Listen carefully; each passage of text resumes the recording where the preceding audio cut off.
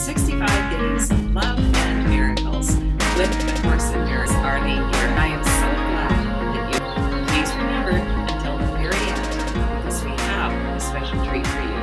And if you enjoyed today's video, please click like and subscribe down below because this helps others to find us on YouTube. Today's lesson is lesson number 71.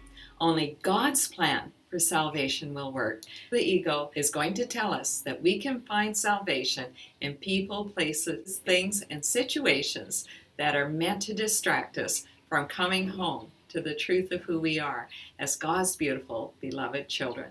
Only God's plan for salvation will work. Let's read today's lesson.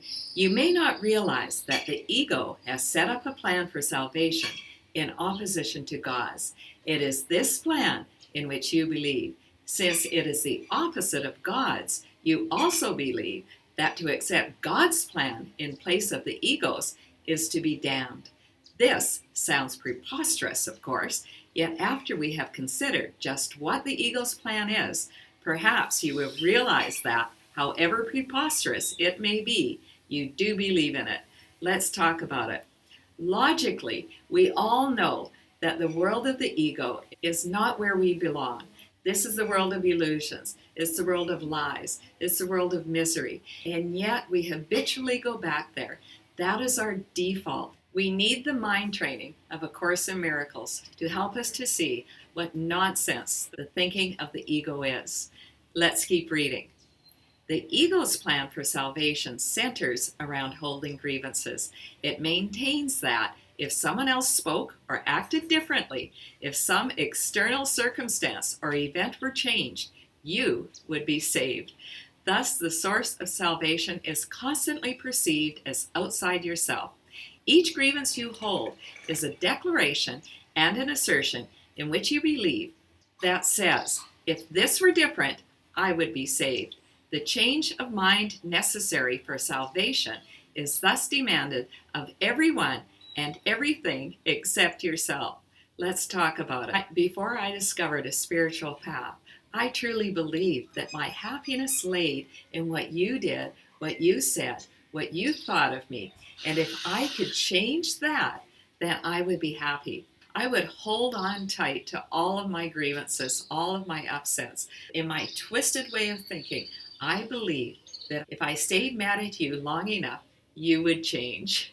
It never worked. And even if someone did eventually come to me and say, yes, I recognize I was wrong, I'm sorry, it was a bitter victory. It never felt good because now I had acted badly and I owed an apology. The ego holds us ransom, my friends. We have learned to think differently. We have learned to think with the mind of God. Let us not fall prey to the thinking of the ego, my friends. Let us no longer believe that our salvation belongs outside of us. Only God's plan for salvation will work. Let's keep reading. The role assigned to your own mind in this plan, then, is simply to determine what, other than itself, must change if you are to be saved. According to this insane plan, any perceived source of salvation is acceptable, provided that it will not work. This ensures that the fruitless search will continue, for the illusion persists that, although this hope has always failed, there is still grounds for hope in other places and in other things. Another person will yet serve better. Another situation will yet offer success. Let's talk about it. This all sounds crazy when you really think about it. And yet we do this. We think, well, that husband didn't work, I'll get a new one. That job didn't work, I'll get a new one. Living there didn't work, I'll move somewhere else. And on it goes. We think that we're going to discover happiness somewhere else, and it never works. This brings me back to the story of the man who drove into town. He stopped for gas, and he said to the attendant, "What's this place like? I'm thinking about moving here." And the attendant said to him, "Well, what's the last place that you lived like?" The guy in the car said, "Oh, it was terrible. Everybody there was so unfriendly and so miserable. I just hated living there."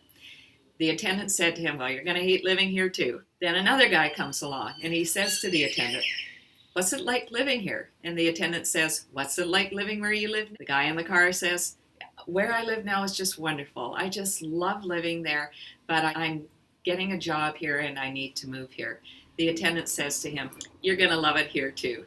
We cannot find happiness outside of ourselves, my friends. It's always on the inside. If you're not happy where you are, I would suggest don't move to a different house, don't get a different job, don't get a different wife, don't get a different husband, don't get different children, don't get new friends. Change what's going on inside of you. And then those things, if they're meant to change, will naturally unfold. Happiness always comes from inside of us. Only God's plan for salvation will work. Let's keep reading. Such is the eagle's plan for your salvation. Surely you can see how it is in strict accord with the eagle's basic doctrine. Seek, but do not find. For what could more surely guarantee that you will not find salvation than to channelize all your efforts in searching for it where it is not? God's plan for salvation works simply because by following His direction, you seek for salvation where it is. But if you are to succeed, as God promises you will, you must be willing to seek there only.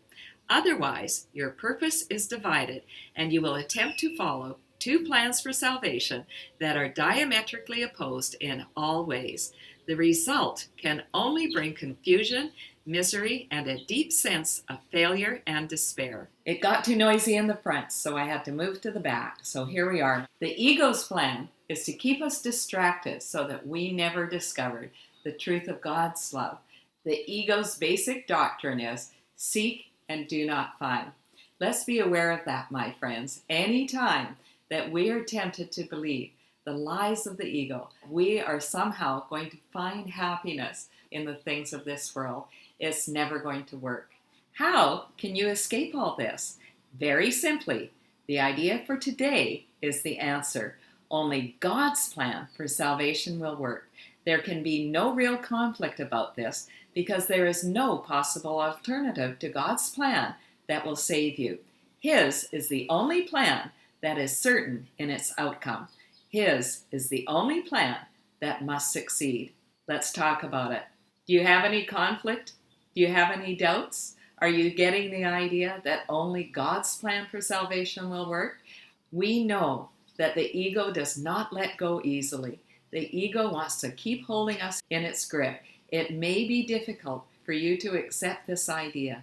It may be hard for you to let go of the ideas that thinking that the perfect person, the perfect home, the perfect car, the perfect job, on and on it goes, are going to bring you happiness. I'm not saying to quit your job. I'm not saying to ditch your wife. I'm not saying to sell your house.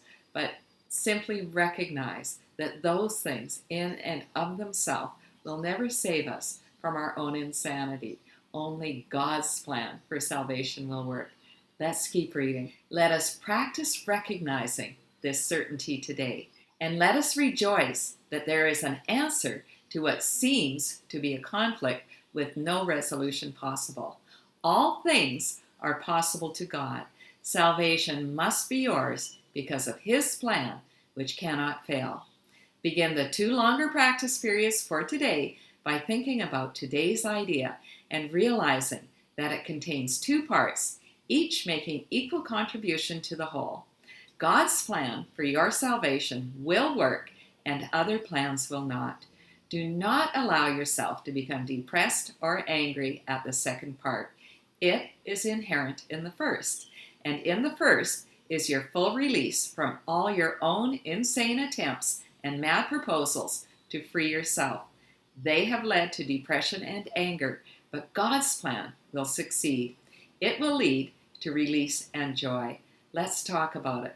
Do you feel some sadness about letting go of the idea that the ways of the ego are going to bring you happiness? There may be some grieving involved in letting go of these old ideas. Honor that process. Allow the sadness to come up. You may want to journal about it. You may want to talk to a trusted friend. You may want to ask God to help you to let go of these ideas and surrender to the idea that only God is going to save you. Only God's world offers us perfect love, perfect joy, and perfect happiness. Let's keep reading. Remembering this, Let us devote the remainder of the extended practice periods to asking God to reveal His plan to us. Ask Him very specifically, what would you have me do? Where would you have me go? What would you have me say? And to whom? Give Him full charge of the rest of the practice period and let Him tell you what needs to be done by you in His plan for your salvation. He will answer in proportion to your willingness to hear His voice. Refuse not to hear. The very fact that you are doing the exercises proves that you have some willingness to listen. This is enough to establish your claim to God's answer. Let's talk about it. These are great questions to ask in your morning prayer. Where would you have me go? What would you have me do? What would you have me say, and to whom? This tells us that God's plan for our salvation is not meant for us alone. We are God's mighty messengers, bringing God's message of love to every single person on the earth. We are told in the course that we are the salvation of the world. This lesson is showing us how to do that. We simply ask for God's guidance and trust that He is going to direct us. He is going to tell us where to go. He is going to tell us what to say. And He's going to tell us who to say it to. We can trust in His guidance. What I love about this prayer is when I think I've done or said something stupid, then I can just say to myself, well, I said the prayer in the morning. God must have wanted me to do that. But it helps me to let it go and not beat myself up. Let's finish today's reading. In the shorter practice periods, tell yourself often that God's plan for salvation and only His will work. Be alert to all temptation to hold grievances today and respond to them with this form of today's idea. Holding grievances is the opposite of God's plan for salvation, and only His plan will work. Try to remember today's idea some 6 to 7 times an hour. There could be no better way than to spend a half minute or less than to remember the source of your salvation and to see it where it is. Let's talk about our practice sessions for today. We have our 2 longer practice periods, first thing in the morning and last thing just before we go to sleep, in which we read or listen to today's lesson. We recognize the 2 parts. The first is that only God's plan for salvation will work, and the second part, that all other plans will fail. Then we ask God to reveal His plan to us by using those 3 questions, by asking God these 3 questions. Where would you have me go? What would you have me do? What would you have me say, and to whom? And then we just sit in a quiet meditation as we allow God's answers to come. We may not receive a direct answer, or we may just get a message that says, phone so-and-so, text so-and-so, go out for a walk and talk to the first person that you see. We are guaranteed that He will answer us in the direct measure to our willingness to hear. Are you willing to hear God's voice? We need to take the time for this, my friends. It has been suggested in the course that we take a minimum of 5 minutes. A half hour is better. The longer that we sit, the more that we're going to want to drink in God's love, and the greater chance that we're going to hear God's answers to our questions. For our shorter practice periods, yes, you heard that right, 6 or 7 times an hour. That means every 10 minutes, or if you want 7 times an hour, every 8 minutes. I would encourage you, just for fun today, to put this into your watch or into your phone every single time that you get the reminder. Simply stop, just for a few moments, and say to yourself, only God's plan for salvation will work. I love how we are directly told what to do every time that we are tempted to hold a grievance. We simply say to ourselves, holding grievances is the opposite of God's plan for salvation, and only His plan will work. Thanks so much for listening right until the end. If you enjoyed today's video, please share the love and tell your friends about these videos. Encourage them to start at lesson 1 and only do 1 lesson a day. Are you ready for our special treat? Yes. Oh my goodness. Look at them. They're putting on a show just for us. Wow. Oh my goodness. Wow. Oh, look at them. What a gift. Oh. Miracles to be out here seeing Oh. this. Amazing. Wow. They are, I've never seen them like this. Have you ever seen this before?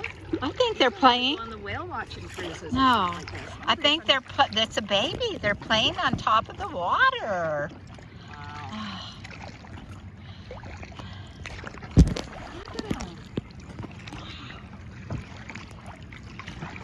Wow. Oh my goodness. Wasn't that incredible? God was really blessing us while we were out there paddling along in our little kayak. Let's remember, only God's plan for salvation work. Have an awesome day, my friends. I love you.